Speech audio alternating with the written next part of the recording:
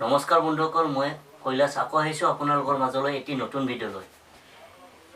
এই ভিডিঅ'টোত ক'ম যে গুগল পে' কি, গুগল পে' কেনেকৈ ব্যৱহাৰ কৰে, এই সকলোবোৰ বিষয় সবিশেষ ক'ম। ভিডিঅ'টো শেষলৈকে চাব।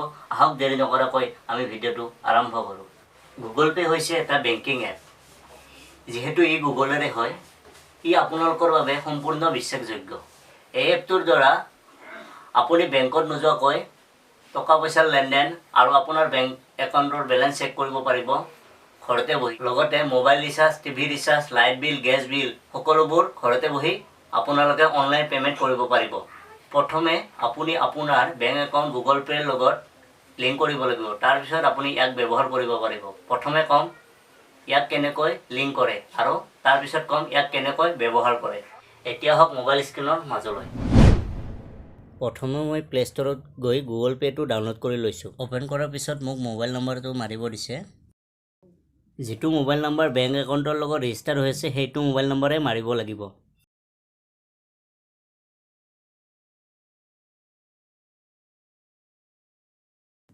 মোবাইল নম্বৰটো মাৰি নেক্সটত ক্লিক কৰি দিব। এতিয়া আকৌ এবাৰ নেক্সট মাৰিব। এতিয়া আপোনাৰ নম্বৰৰ এটা OTP আহিব। অকণমান সময় ৰৈ দিব, OTPটো নিজে নিজে ভেৰিফাই হৈ যাব। ইয়াতে আপোনাক দুটা অপশ্যন দিছে, এটা স্ক্ৰীন লক থ'ব পাৰে আৰু আনটো পিন লক থ'ব পাৰে। মই মোৰ মোবাইলৰ স্ক্ৰীন লকটোৱে ব্যৱহাৰ কৰিছোঁ।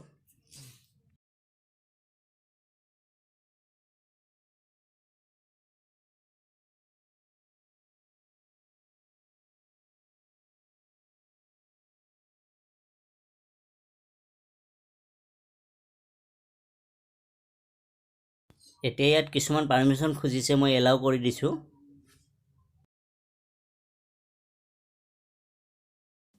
ইয়াত এড বেংক একাউণ্টত ক্লিক কৰি দিছোঁ।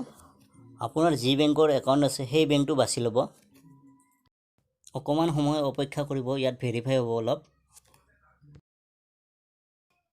ইয়াত ষ্টাৰ্টত ক্লিক কৰি ATM কাৰ্ডৰ লাষ্ট 6টা সংখ্যা এণ্টাৰ কৰিব।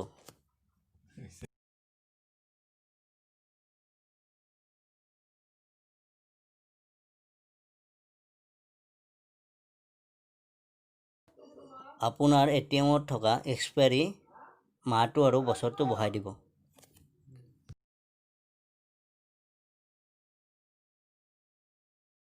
ক্ৰিয়েট পিনত ক্লিক কৰি ইয়াত 6টা সংখ্যাৰ UPI পিন বনাই ল'ব লাগিব।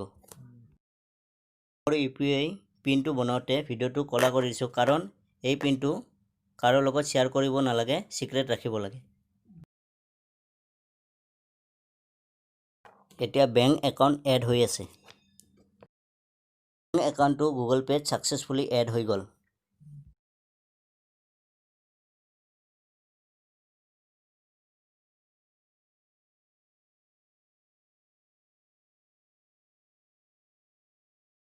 এতিয়া চেক একাউণ্ট বেলেঞ্চত গৈ আপোনাৰ বেলেঞ্চ চেক কৰিব পাৰিব।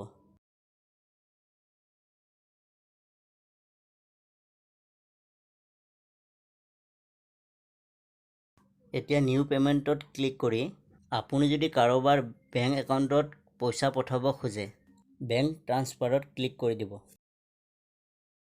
আৰু যদি মোবাইল ৰিচাৰ্জ কৰিব খোজে, মোবাইল ৰিচাৰ্জত ক্লিক কৰি দিব। আৰু বিল পে'মেণ্টত ক্লিক কৰি ইলেক্ট্ৰিচিটিৰ বিল দিব পাৰিব। পৰৱৰ্তী ভিডিঅ'ত যদি আপোনালোকে বিচাৰে লাইন বিল কেনেকৈ দিয়ে, কমেণ্টত জনাব। ইয়াৰ ওপৰত মই এটা ভিডিঅ' বনাই দিম। যদি এই ভিডিঅ'টো চাই ভাল লাগিছে, লাইক কৰিব, কমেণ্ট বক্সত কমেণ্ট কৰিব।